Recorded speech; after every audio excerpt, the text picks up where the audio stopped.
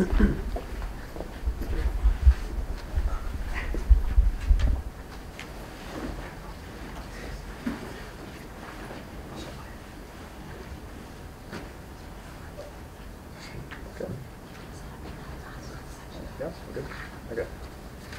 everyone, and welcome to the TeenTechSF U.S. State Department Global Entrepreneurship Forum. I'm Mark Wong, and I'm the founder and executive director of TeenTechSF Global. Today, in addition to the students in the room, we also have students from TeenTech Washington, TeenTech China, TeenTech Tunisia, and TeenTech Kenya who will be joining us today on the live stream on the TeenTechSF YouTube channel. So I want to thank them for joining us as well. I think for some of them, the time difference will be a little hard, but so thanks again for coming. And then I just want to remind everyone who's watching on the live stream that you can live tweet questions or comments to us on the Twitter feed at TeenTechSF. So first, I'm going to give a quick update about some TeenTechSF events that are coming up, and then I'm going to introduce our honored guest, Dimitris Calabros-Boussiou, who's a delegate from the U.S. State Department International Visitor Leadership Program. And he's traveled here today from Europe on a three-city U.S. tour. So we're lucky that he's found time in his schedule to support the next generation of tech innovators and civic entrepreneurs here at TeenTechSF Global. So first of all, for the TeenTechSF update, we have two major events coming up. First of all, the TeenTechSF Civic Hackathon, which will be on October 14th and 15th, and the TeenTechSF Global Youth Summit and World Pitch, which will be on December 9th. So first of all, if you're interested in participating in either of these events, you can go to our website at teentechsf.org and click on the announcement bar at the top to register for them. And if you have any questions, you can contact us at teentechsf@gmail.com. So first of all, for the TeenTechSF Civic Hackathon, it's a two-day event where students come together, form teams, and develop solutions to various community problems.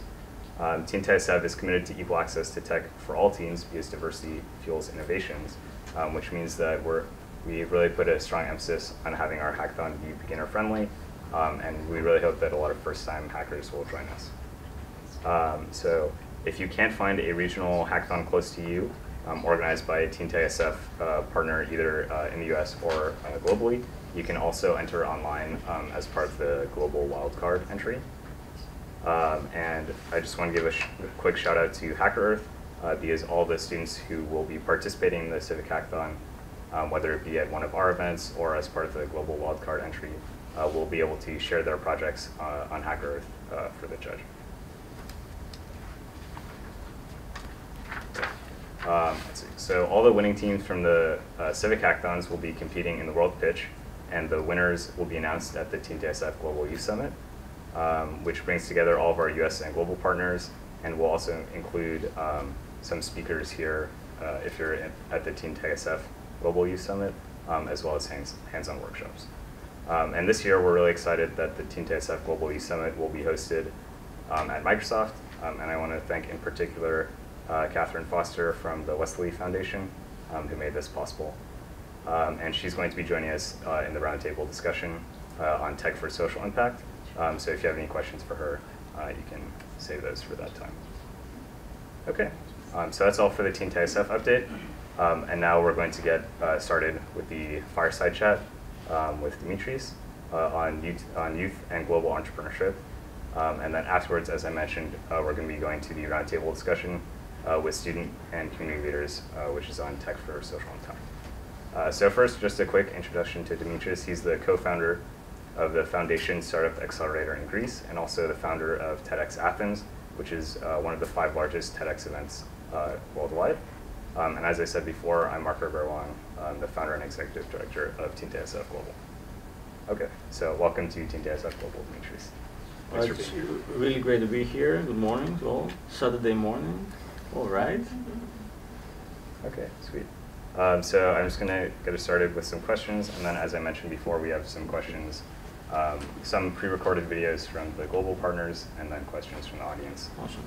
And from online as well. So my first question is that you've done a lot of interesting things in your career, and I was just wanted to get you started with telling us a couple of stories about the most exciting projects you worked on or people you've met, and then some important lessons that you'd like to share with students interested in becoming entrepreneurs.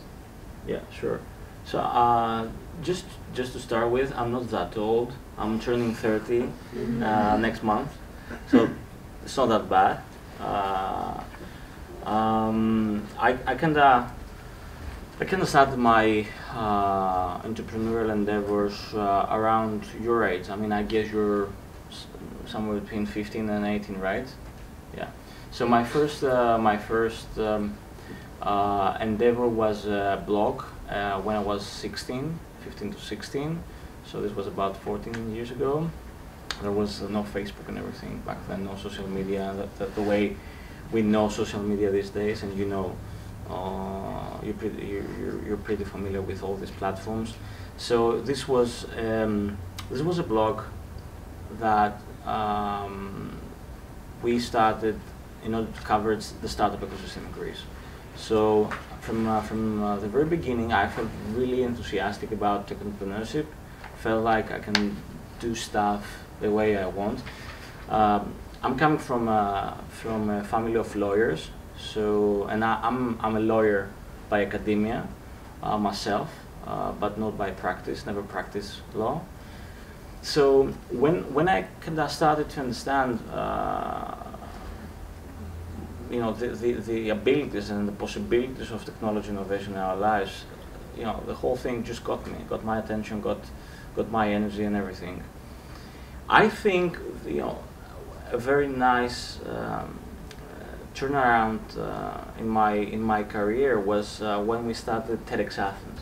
So I'm sure you're kind of familiar with the TED Talks and the TED organization. So these folks actually announced a program called TEDx, where X stands for Independently Organized TED Events around the globe.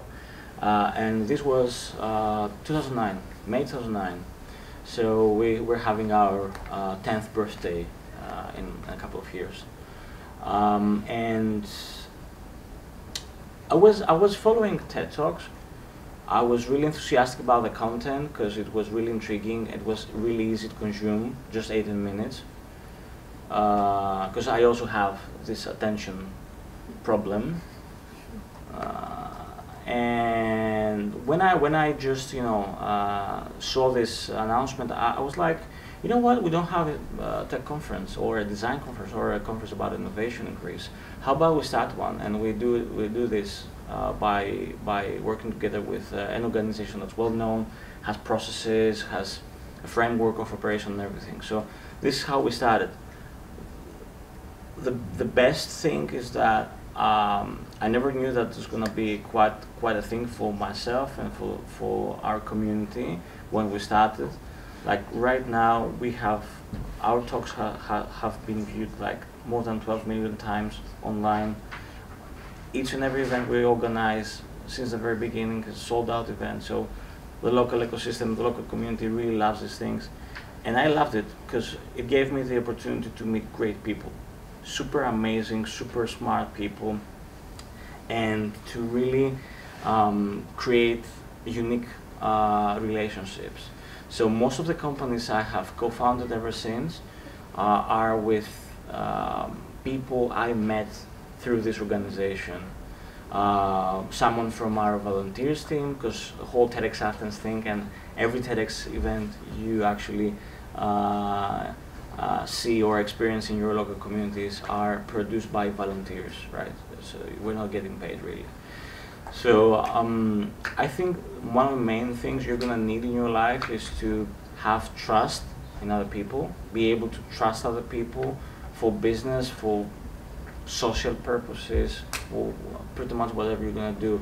So this whole TEDx Athens experience for me gave me the ability to, you know, be in front of, I would say, like, throughout the years we had more than 200 permanent volunteers.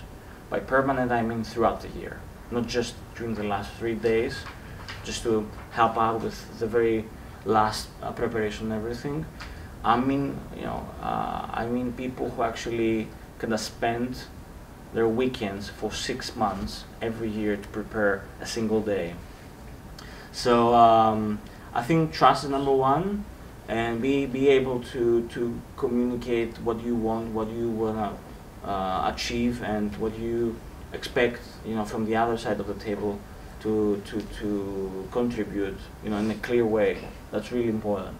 When you're actually trying to build something, I guess you're gonna build it with a co-founder or someone, from your social sphere. I think it's really important to trust this person, and I think it's really important to set things straight from the very beginning. Say that, I want to build this, to do that, and I'm committed for this amount of time, every week, month, year, years, and I expect you to do this. So if you have this clear understanding of your individual goals, you're actually gonna have some common ground. You can work in the future and have this thriving business, perhaps. That was a great answer. So speaking of entrepreneurship, kind of the other main thing that you're working on is the Foundation Startup Accelerator Hub. Just a quick question about that. Could you explain kind of what the purpose is of a startup accelerator, and then also kind of what happens with you, or what are you up to in a typical day during your work there? Yeah. So maybe some of you have heard of some very, very successful US-based accelerators like Y Combinator, which is in the Valley, or Techstars, that runs programs throughout the country, and Galvanize. Galvanize also has a coding school you might be interested of if you want to be a developer. So the whole concept of an acceleration program is actually typically an accelerator is targeting first-time entrepreneurs. So this means that you have never tried again to set up a venture. You have no clue how to run this thing from a legal point of view, accounting point of view, how to really, sit down and write a complete business plan and financial plan, how to find maybe your co-founders or your first employees. So our job, and I think that's the case for every acceleration program in the world, is to accelerate your process, to make things look easier, even if it's not really that easy to tap into these investors. It's our job to make sure you stay focused in one thing only. That's how to build your company. So what we provide typically, and this is how our model works too. Typically, an acceleration program provides a working space. They provide some sort of funding. Some programs have a more let's say social, or a more social approach when it comes to funding. So they provide funding in the form of a grant. So they don't really expect this money back from you. Some other accelerators typically, this is the Y Combinator model, they get some equity. So they get a small percentage of your company to not just to give you money, but to give you a whole package of resources, support, a platform you can use for the first months of your existence. So an acceleration program typically has a curriculum, somehow. Some programs have, and they're really focused around education. Some others use more like a crash course kind of approach. So it's not like you have 3 to 4 hours every day to really go through this business planning 101 class or whatever. They just offer very specific thematic workshops you can follow. Typically these programs, and our program and our new program is going to be there's no one size fits all, right? So it's a program might look like has a very holistic offer for you guys, but you really need to understand whether these folks will be able to really help you and support you bring your company into the market. So a few differentiation points between acceleration programs is that some programs are not really what we call industry agnostic. So industry agnostic means that, you know, as long as it's technology, how we define technology innovation, that's a very nice discussion we might have later on in the conversation. As long as technology, it's good to go.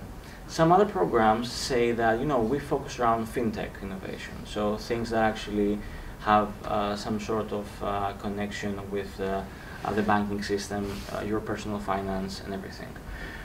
Some others say it's for smart cities. Always try to, you know, go deep, try to understand what's really the offering they have for you and what's the deal. So our program, like, just to say a few things about our foundation programs, we started about 4 years ago. We have run like 6.5, because there's an ongoing batch right now. Acceleration programs in Greece, all of them were free of charge, no fee for the entrepreneurs. All of them were equity free for the founders, for the entrepreneurs, and we got funded by large corporates and some government projects and programs. Right now, we're kind of shifting this model. So we're raising our very own first-time institutional fund. So it's going to be a proper venture capital vehicle, and it's going to be like anywhere between 20 to 25 million euro to invest in up to 80 companies in the next 5 years. So this means that we're going to also change our deal we're going to offer to our entrepreneurs. So we're going to start taking equity, because it makes a lot of sense. In less mature ecosystem, and I think this is the case also in the States, you know, aside of San Francisco, New York, Boston, maybe, the pre-seed thing, so the very first money you will need to move forward and you know, set up your team and start working on your project. I'm not just talking about 10,000 or 15,000 or 20,000. There's a gap there. There's a gap because less mature ecosystems don't really have what we call angel investors, so individuals working in individual capacity, investing their own money under their own investment thesis, and they don't really have institutional investors, so a team of professionals investing that early, because it's super risky. They're gonna lose their money. Probably we're gonna lose our money. At the end of the day, we're also investing in our fund, and we are funded by other investors and corporate entities as well. So this is the deal. Ideally, you're gonna start your entrepreneurial career in a startup accelerator. So speaking of kind of parallels between venture capitalists and accelerators in Silicon Valley and also in Greece and Europe, for the past week you've been touring the US with 3 different cities. So could you share a couple of highlights of your trip so far, and then also in a more general sense, like similarities and differences you've seen between like the entrepreneurship scene in the United States and Greece?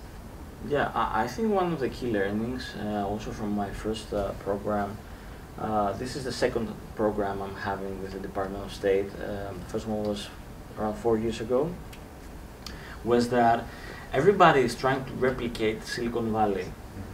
Everywhere in the world, like from Israel to Berlin to Singapore to Dubai, you get these headlines, these media headlines. Let's create the next Silicon Valley, and let's do this, let's do that, and we're gonna make it. I think this is the wrong kind of discussion we're having. I think Silicon Valley is a unique model, and you cannot really, when you're cloning something, you set limits to your imagination, I guess. So there's no way we're gonna be able to replicate this model. This model works and still works and has an amazing impact, you know, worldwide, obviously for California and for San Francisco, but I think the key learning was when we sat down with a university professor who's really active in Salt Lake City in the entrepreneurial ecosystem there. He was like, we're not really trying to compete with the Valley. We're trying to understand what we have to offer as a unique advantage for the state of Utah, right? Let's try to build companies, programs, a thesis, and a narrative that beautifully complements the things we have to offer as a local community. I think that's the way. That's the way to go. And this is what we're trying actually to do in Greece. We're trying to better understand how the old economy, because we're good in certain things as a country, can really help us set up a technology ecosystem that's meaningful for the global community. Similarities and differences between, you asked me, like between the Valley and other US ecosystems, or Europe? Or Europe. Yeah, I mean, I guess Europe is in this difficult situation. I mean, we're, as Europeans, we're running behind, obviously, the US in terms of technology advancement. And then you have some really amazing things going on in Asia. So it feels like we're running behind, and we're trying to invest in innovation massively. When I say massively, I mean massively. I think we kinda try to reach your levels of investment. I'm not talking about VC activity, venture capital activity right now. I'm talking about government contribution to technology-related initiatives and programs. We do have some great companies, I guess, European companies. You might have heard, obviously, of Spotify. Skype was a company that started in Estonia, in Europe. We're getting there, obviously, but when it comes to really, I think the first step of stages of an ecosystem, Europe is running behind not just the US ecosystem, but also Singapore. So there are not enough incentives in place for individuals to invest their money in technology companies. There are not enough incentives for private corporates to take a proportion of their balance sheets, the profit they have as a company, and direct this profit to R&D or startup investments. And I think it's more complicated, obviously, to start a business in Europe. That being said, I think if you're like, we have this whole thing in Greece, we say that bureaucracy is a very, very important obstacle for Greek entrepreneurs. So that's why we don't have like anyone really starting a company, which is not really true. I guess like if you're really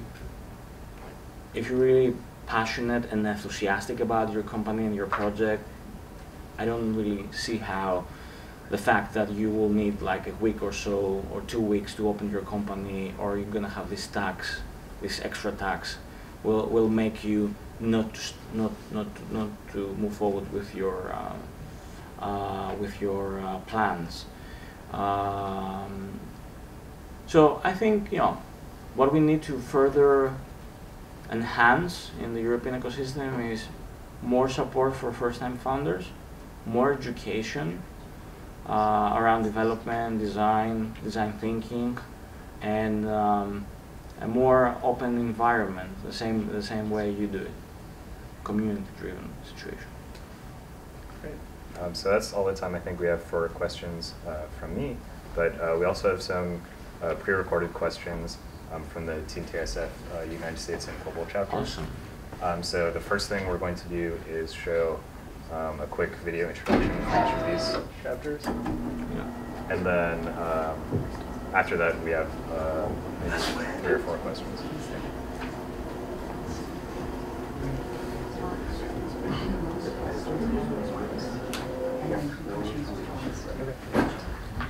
We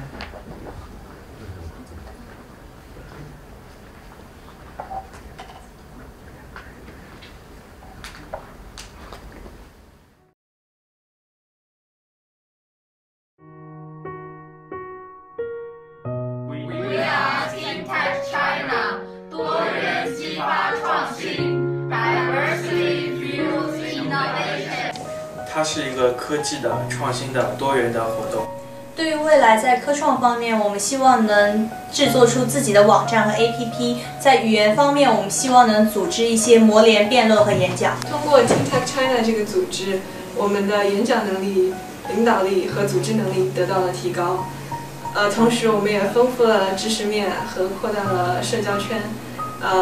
当然呢，我们也了解到了很多关于科技方面的知识。我们是一个富有好奇心、富有热情、团队协作的组织。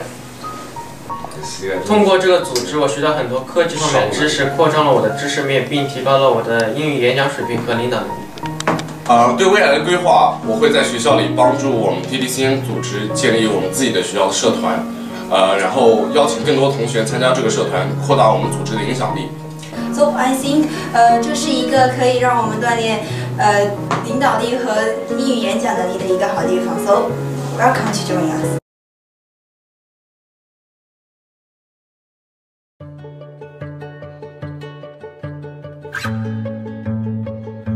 Technology gives every student the opportunity and the chance to make a change in the world. TeenTech Tunisia is a group of passionate and motivated teenagers, all along with a mentor, committed to expanding tech education among high schoolers. Our main goal is to inspire them discover the vast possibilities of technology and also promote diversity in this field.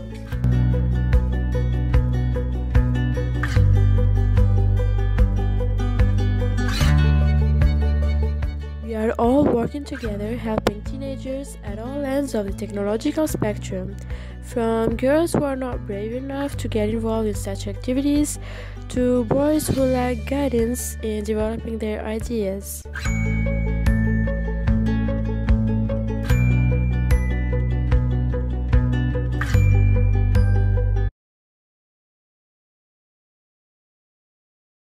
Hi guys, this is TeenTech Kenya and this is our team. This is Olivia, this is Lewis and this is Joseph. Joseph is in charge of operations in the projects we're doing and this is Lewis, he's the technical person. This is Olivia, she's the social media person and I'm the team leader. This is TeenTech Kenya. This is our humble office and this is where we are able to coordinate our projects. Thank you. On the surface, TeenTech Washington is a group dedicated to expanding tech education among teens and getting them excited about the vast uses of technology. We're all inclusive, helping teens at all ends of the technological spectrum, from those fluent in several languages to those who still use Internet Explorer.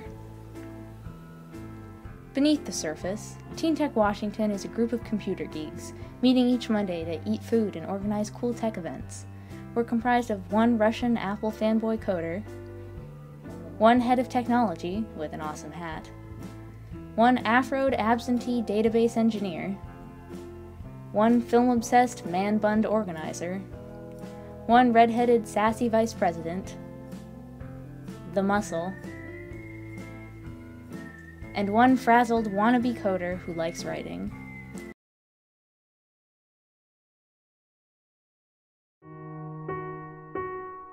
To do is show a few questions, and then you can choose like which one you think you can give the best answer to. Whatever you like, yeah. So first we're going to show, we have 3 questions from TeenTech China and Shanghai, and then just like choose whichever one. Okay. Perfect. Hi, this is Liu Yiqing Laura from TeenTech China. Hi, this is Liu Yiqing Laura from TeenTech China. This is my question. What would you consider the most important traits for entrepreneurship? Hi, this is Liu Yiqing Laura from TeenTech China. This is my question. What would you consider the most important traits for entrepreneurship? Hi, this is Liu Yiqing Laura from TeenTech China. This is my question. So my name is Aaron Yang, and my Chinese name is Yang Zhiyan, and I'm from TeenTech China. So here is my question: how should we tackle the fear of the failure during the process of innovation? So my name is Aaron Yang, and my Chinese name is Yang Zhiyan, and I'm from TeenTech China. So here is my question: Hi, my name is William Wu from TeenTech China. My question is, how do you guys help business starters overcome toxic startup environments? Hi, my name is William Wu from TeenTech China. My question is, how do you guys help? Yeah, I mean, okay, so the first one was about, I think was, what's the biggest? Like important characteristics for entrepreneurship or traits. Yeah. Okay.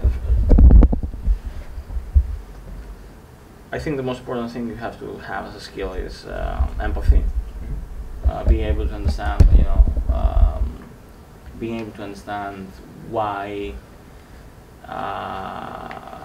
how to motivate your co-founder, your team, your people, what your customers really want. So I think it's a fundamental. The whole empathy thing is a fundamental part of entrepreneurship, because you actually build something for something else. You build something with someone else for someone else. So you don't really, you won't be really successful if you close your ears and you're like, I don't really care what everybody's saying. Obviously, this goes against this well-known Henry Ford quote about the horses and everything. You know this one. Like if I had to ask my customers what they want, what they really want, they would ask for faster horses instead of a car. So I guess this is right. I mean, there are some people like Steve Jobs, Elon Musk, and some others that really destroy markets in order to produce. I'm not saying the word destroy with a negative connotation. They kind of destroy the market in a way that's fruitful for innovation and for progress. So I guess that's the most important thing you need to have, like being able to understand what other people want and expect from you. And I think the second question was really a short question. Sure. It's about how can you tackle the fear of failure when you're trying to you don't really give shit. I don't really care about failure.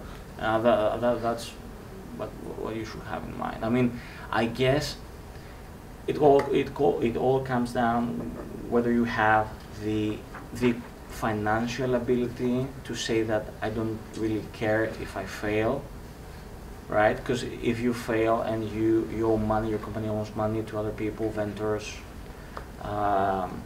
partners, and so on, it's not gonna be a beautiful situation.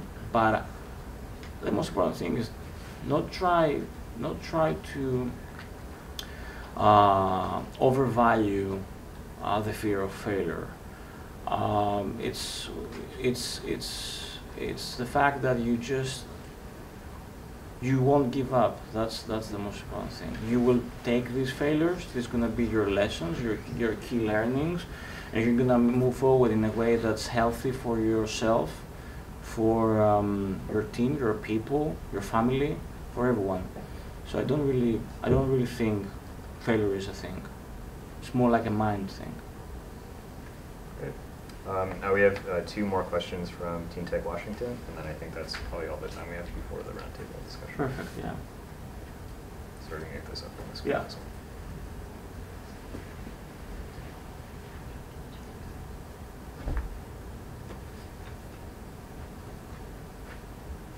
Hi, I'm Zoe Pottinger, a co-president of TeenTech Washington, and my question is, what do you like to see in a sales or product pitch? Hi, I'm Zoe Pottinger, a co-president of TeenTech Washington, and my question is, what do you like to see in a sales or product pitch? Hi, I'm Zoe Pottinger. I'm Michael Roizen, a co-president of TeenTech Washington. My question is, what are your tips for dealing with venture capitalists? And by that I mean, how do you get the money you want without giving up too much equity? Hi, I'm Michael Roizen, a co-president of TeenTech Washington. My question is, what are your tips for dealing very fast to both. So the first thing is like product and sales for your pitch. I think you have to be very clear about what's the key differentiation point your product has. And the second is why, I guess this pitch goes to investors, right? This is a question how you can differentiate and what to include in your pitch to investors. I think the second most important thing is a team. So I think what we're currently missing is that most teams don't really have a very good answer when it comes to why you are the team that's gonna be the successful team in your industry. Do you have some sort of prior working experience? Have you worked with NASA and you're actually building a new aerodynamic space product or whatever? So a very clear product definition that's not overwhelming, that's really simple and easy to communicate, and your team. So, create a story that makes sense, or why your team is the right team to tackle with this problem. The second is, this is a market thing. The second question about how much how you can negotiate and everything. This is a market thing. Like in ecosystem like in Europe, where you don't have so many different financing options, the whole thing is kind of set. I guess for the States, this is not really true, especially for big hubs like the Valley. So I guess it's a negotiation. If you are able to find a better deal, go to your previous investor, the company that has already explained that we want to be part of your company and want to invest in you, and be like, I got this better offer. Can you compete with that in terms of the value you're gonna bring in the company, or even the economics of the deal? So the valuation. And then have a very, very good understanding of your market, because depending on the market, the valuation can go up and down pretty fast. And these folks, the VCs, know all these things. So you're not going to get the same valuation if you're a B2B company and if you're a marketplace. B2C tend to be better valuated companies, to say it this way. Great. So I think that's all the time we have for the fireside chat portion. Awesome. So thanks for sharing your time and wisdom with us. Thank you so much. Yeah. And we're going to take a quick, especially for people who are watching the live stream, and then we'll be back with the roundtable discussion on tech for social impact pretty soon. Awesome.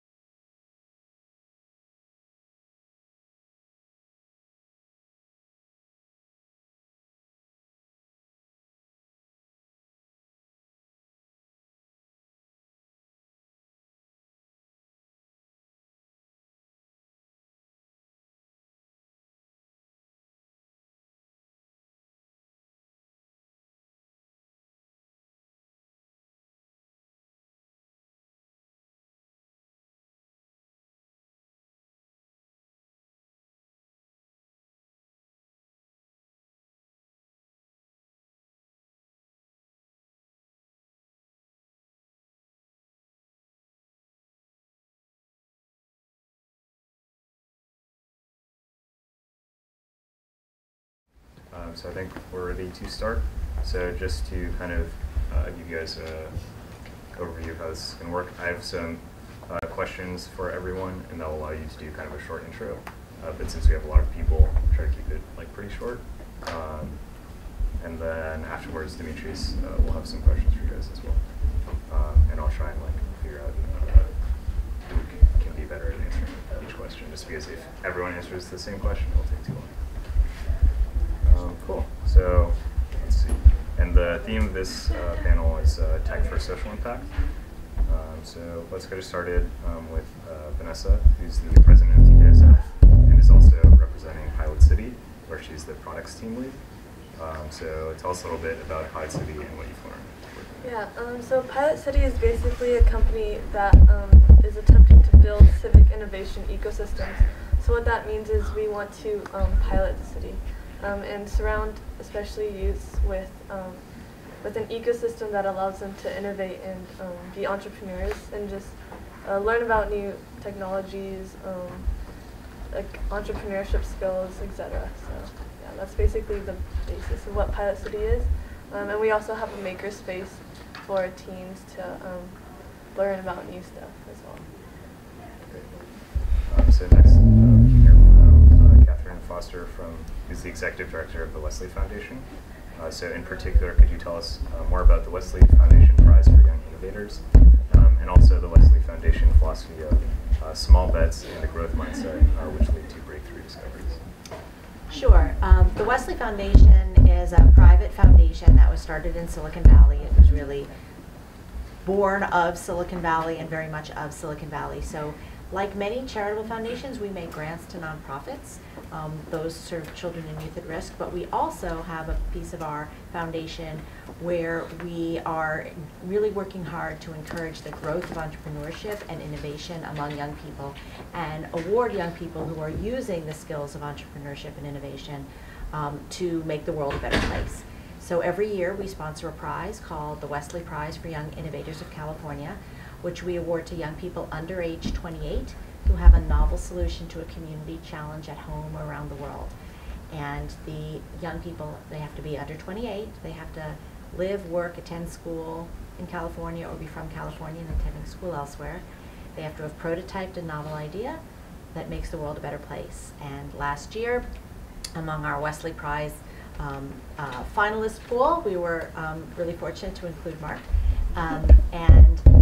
What we believe very much in is the ability of young people to approach things with fresh eyes and energy and to be able to take that and really do novel things. As Mark said, we believe small bets. Our prizes are this year $30,000 to the 4 grand prize winners and then $5,000 to the honorable mention winners. Small bets on those young people, and it can lead to really breakthrough things. Some of our past winners have included folks who have gone on to win the Forbes Change the World Challenge, a young woman who started out with an innovation that was redistributing unused, unexpired medicines to people who need them, reducing landfill and also making drugs more affordable for people who need them. That's one example of something that we're incredibly proud of helping accelerate through the Wesley Prize. So there's a lot of folks here. I won't say more about it now, but I do have more information. If any of you or any of the people who you know might be eligible, our deadline for the application is October 15th. Thanks for that. So next, Ben Wong is the finance chair for TeenTechSF, and he manages, among other things, our partnerships and grants. So the specific question I have for you is to talk a little bit about youth funding youth ideas and the unique opportunity that they offer students here in San Francisco. Yeah, sure, Mark. So every year the city of San Francisco sets aside a portion of taxes to fund special youth initiatives like YFYI. So at YFYI, they're dedicated to helping solve social issues. And similarly, TeenTechSF is trying to solve the issue of the digital divide by providing teenagers equal access to technology opportunities. Because even in the Bay Area, a lot of teenagers don't have access to technology, and it sort of remains this inaccessible black box for them. So both organizations are student-led, and so to apply for the grant, we had to present a pitch to YFYI, and were then awarded the $7,500 grant. And so to follow up each month, we have to submit a monthly update and just report how our budget is going and how we're meeting our objectives. And so far, we've used the $7,500 to fund capital investments like live streaming equipment to broadcast our events to our global chapters, technology kits to make our events better, and to also just fund our Civic Hackathon, Global Youth Summit, and Spring Conference. And so we really value this partnership, and we're just thankful to have it. So next, I'd like to ask the Technovation crew a question. So you guys are here representing Technovation, which is the world's largest tech entrepreneurship program for girls ages 10 to 18 years old. So could you tell us a little bit about Technovation, and then also what you've learned from your experiences there? Sure. So my name's Katie. I'm a partnerships manager at Technovation, and each year we empower girls ages 10 to 18 to develop a business plan and an app that solves a problem in their community. So we're present in about 100 different countries, and today we have two of our student ambassadors. We have Addison and Jennifer here today, who I think would love to share a little bit about their experiences with Technovation. So I participated in Technovation in 2016, and my team developed an app, Safety, to try to address the safety problems in our communities. And it gave me a lot of courage to really pursue what we wanted, and we made finalists, which is really cool. Yeah, my name is Jennifer, and I participated in the same year as Addison, and I developed the app Locate Donate, which helps people find places to donate their unwanted items so that they can be put to good use. And Technovation was a really incredible experience for me because I had had lots of computer science background, but I wasn't really aware of how I could use that background to develop products that could actually be of benefit to my community. So Technovation really opened my eyes to the world of entrepreneurship. So next, Siddhag is the TeenTechSF workshop chair.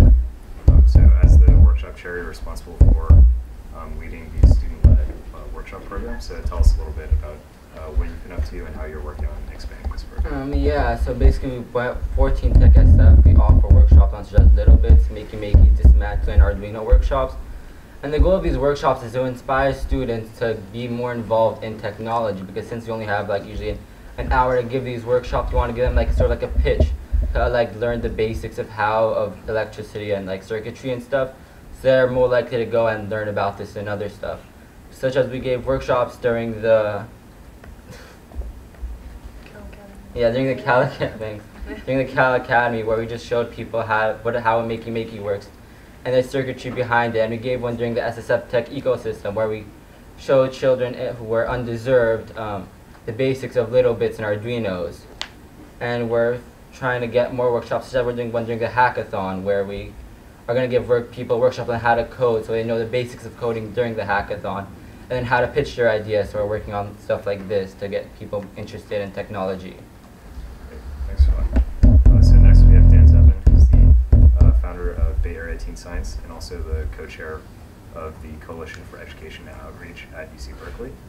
So Dan, would you mind telling us about BATS, and then also how you're trying to spark interest in STEM among students? Sure. So Bay Area Teen Science, or BATS, is mainly meant to help youth explore the various options for them for future careers in science, technology, and engineering. So we do three things really. We help pilot and fund different events. So we got started the big Teen Science Night that is now an annual event at the California Academy of Sciences every year. We also run our own Teen Career Conference. That's a big day-long event where you get keynote speakers in science, technology, engineering, workshops, and then various panelists who are helping you with career and college advice.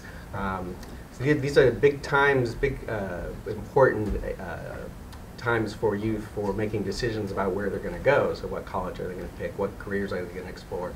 So BATS is really trying to help you explore these various options and help you find your passion. So we also have a newsletter too that's constantly announcing the various opportunities for programs that might help you learn a little bit more about yourself and what drives you and what you think might be your passion in science and technology. I think other than that, we're sort of constantly looking for what might be other ways to inspire youth in these fields. And finally, last but not least, we are happy to have Kathy Cormier, who's the librarian and program manager here at the Mix at SFPL, which is where everyone is now. So would you mind telling us a bit about the Mix and some of the exciting opportunities that the space can offer for Bay Area students? Yeah, so thanks Mark, and welcome everybody, those of you who've been here before, those of you who haven't been here, and those of you who are watching.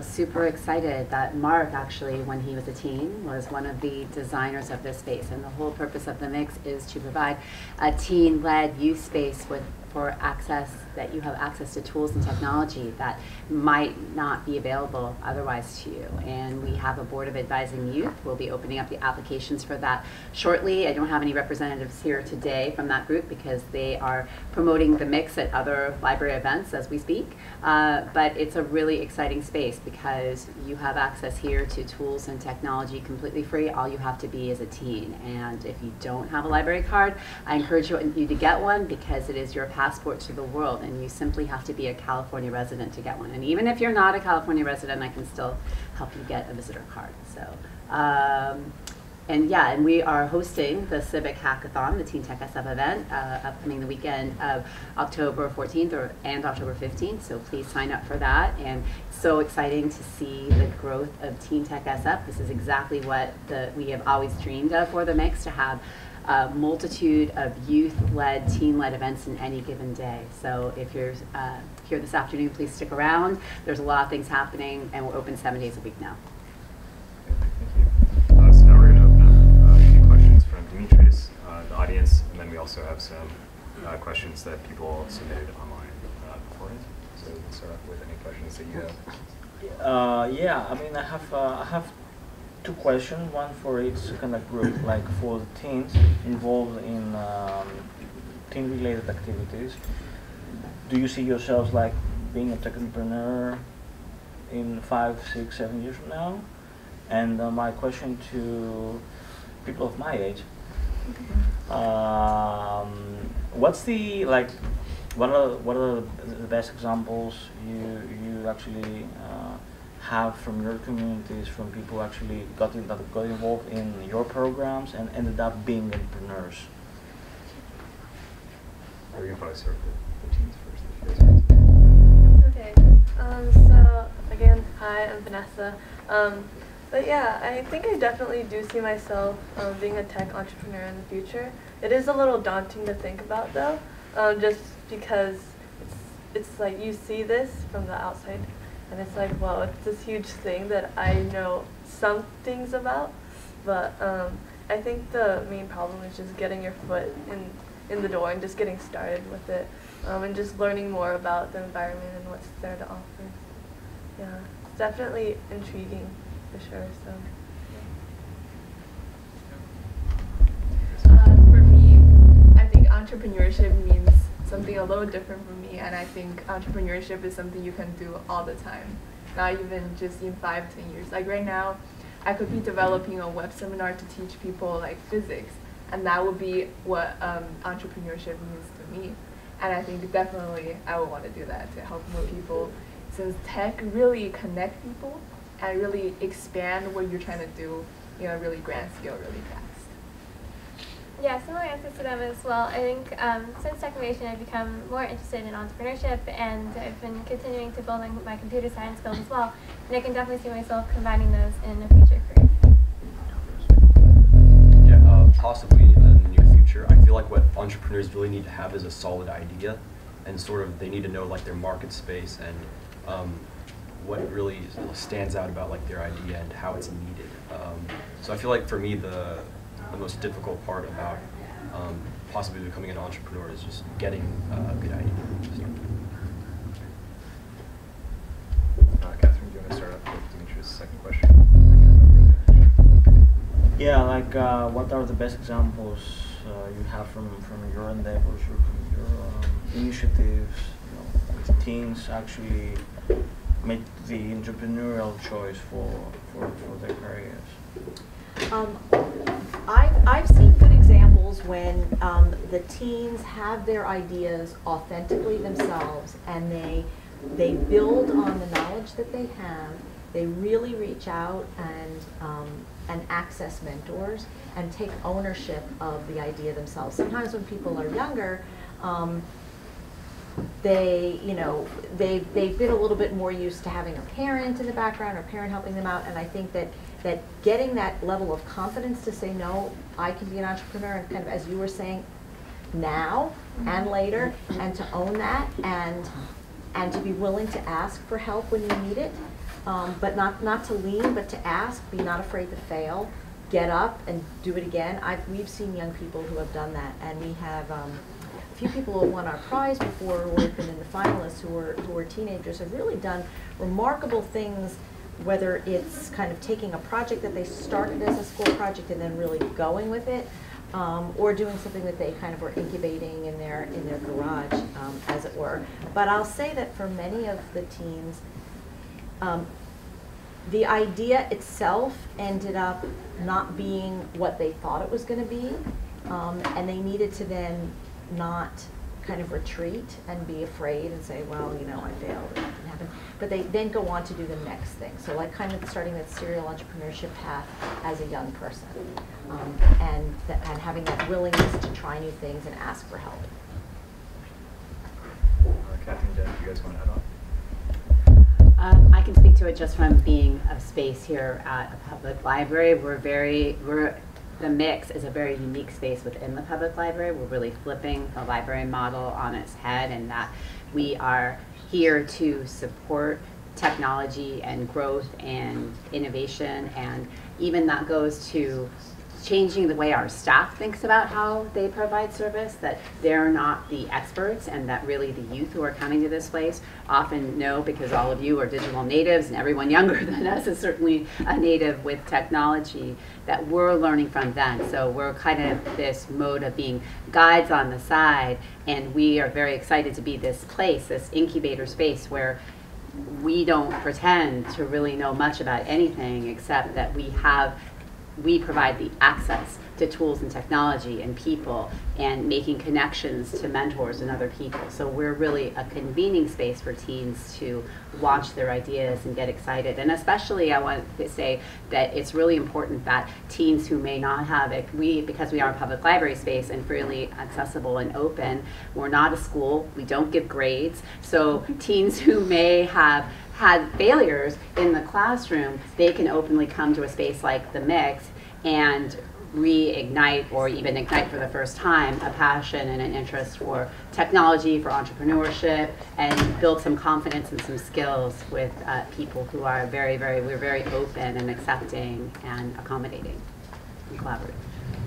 I'll just add that I think it's really important to be able to adapt your ideas to the resources that are available to you. So I'll see at UC Berkeley quite often young undergraduates who have amazing ideas, but maybe not the resources to implement them immediately. But they can incorporate that idea into a class project. They can talk to professors who might have associations with other people in research or what have you, who might be able to land an opportunity for that youth to then explore their ideas further through maybe internships or small grants or what have you.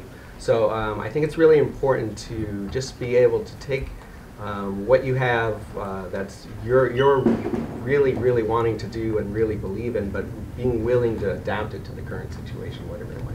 Can I chime in on that a little bit, because I really want to echo that especially one of the things that is so wonderful about young entrepreneurs is that enthusiasm and that desire to change everything, and saying, I'm not going to boil the ocean right now because I don't have the resources to do that. And by the way, there may be a lot of other people who are trying to attack the same problem that I am and that I may not know about, but I might be able to take a piece of this particular problem, and I may be able to lend my insight on helping with this piece, with the resources that I have, that will end up having a really big impact later. And to have the wisdom and the discernment to be able to say, that's actually wise and good, and to try to do that one thing and to stick with it. I think Elizabeth now has a question from TeenTechSF. Yeah, so I have a question from Lena. and it's for Katie, the Technovation student ambassadors, Mark and Vanessa. It is for young female entrepreneurs. Why do you think it is important to have organizations like Technovation, which is girls only, and organizations like TeenTechSF? So I think that for a lot of young women, trying something new can be a little bit scary to go outside of your comfort zone. And with Technovation, we have a very girl-friendly space where you can feel like yourself and try something new in the comfort of your friends, in your classroom, or in an after-school setting. And our curriculum, for a lot of girls, computing might be something that they can't relate to their own lives. And so with Technovation, when you make the curriculum about a problem that you see in your own life and the lives of your friends or your family members, it becomes relevant to you and you become really passionate about it. And so I think a program, the beauty of Technovation is its relevancy to young women's lives and making it a very welcome and friendly space for girls to step outside of their comfort zone. Right, especially as you start out, I've met a lot of really shy girls who just, when they're surrounded by guys and super, people who are really good at coding, they get scared and they feel like they're not good enough. But having that environment where they can let their shyness go away, I think is really important. Yeah, and even for the girls that have had computer science experience and this isn't their first time, it's still important to be in a place where they feel like their ideas are accepted, and by having an all-girls environment, people tend to trust each other more and have more confidence in themselves, and that just helps the whole program succeed. Mm-hmm. Yeah, I think it's important to just enable girls and offer them the environment to explore these different options, whether it be with tech or something else. Because personally, I didn't know any of this existed before TeenTechSF or any of these organizations. But then once I got to learn more about them, a whole new world opened up for me. So yeah, just having a nice space where somebody, not even girls, but other people too, that can explore and learn about new things that you genuinely enjoy, it's a great thing. Mm-hmm. Mm-hmm. I think it's that curiosity, creativity, persistence, those soft skills that are really going to differentiate the next innovators and leaders in engineering and technologies, and that's those skills that we're trying to instill in young women right now. And just to add on to that, from the very beginning, it's been part of TeenTechSF's mission to bring together kind of as diverse a crowd as possible, because we believe that diversity fuels innovation. Mm-hmm. And so having programs like Technovation, but also programs like TeenTechSF, where it's kind of a whole diverse group of people that can come together, will also help, just because each person can offer their own kind of perspective and kind of the way they solve problems as well. Exactly. Great. So I think that's it for the questions for our roundtable today. Let me just double check. I'm not missing anything. Oh yeah.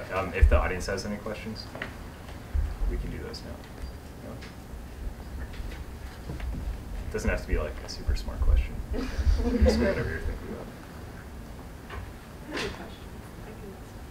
Okay, so what is the best way, or what is the way that you can think about a product idea? Because I know that the first step to making a business or something is thinking about what you want to sell, and it's kind of hard to think of something creative or different. So how would you approach that? Maybe you can introduce a bit of different. I think one of the first steps is going out into the community, creating a survey, doing interviews, talking to your neighbors, doing observations to learn about what are the issues that people in my life are being affected by. I think that's one of the first steps, and that goes a lot along with what Demetrius was saying was about empathy. So learning who your market is and what their needs are. Yeah, I think it can be dangerous to come up with an idea without actually looking at your target customers and seeing if that's something that they're going to actually put to use. So starting with a problem as opposed to with a solution, and then developing your solution from that is the way to go. Right, and just think about every day, what do you struggle with and what do you want to make better? I think that's how I approach this, and just really listen to other people. Yeah. Is there anyone else want to add on to that? I think it's important to think about what matters to you. Not necessarily what's going to be the next big thing, but what do you feel is going to make a difference? And I'm guessing that many other people will follow along with you and probably join in your desire to solve that particular problem. So if we don't have any more audience questions, I think that's pretty much all the time we have today for the roundtable discussion. Again, I want to thank Demetrius and all the panel student and community leaders for sharing their time and experience with us. I also want to thank Hender, our TeenTechSF Communications Chair, for handling the live stream with Anantajit, and also Elizabeth, who's been live tweeting this entire time.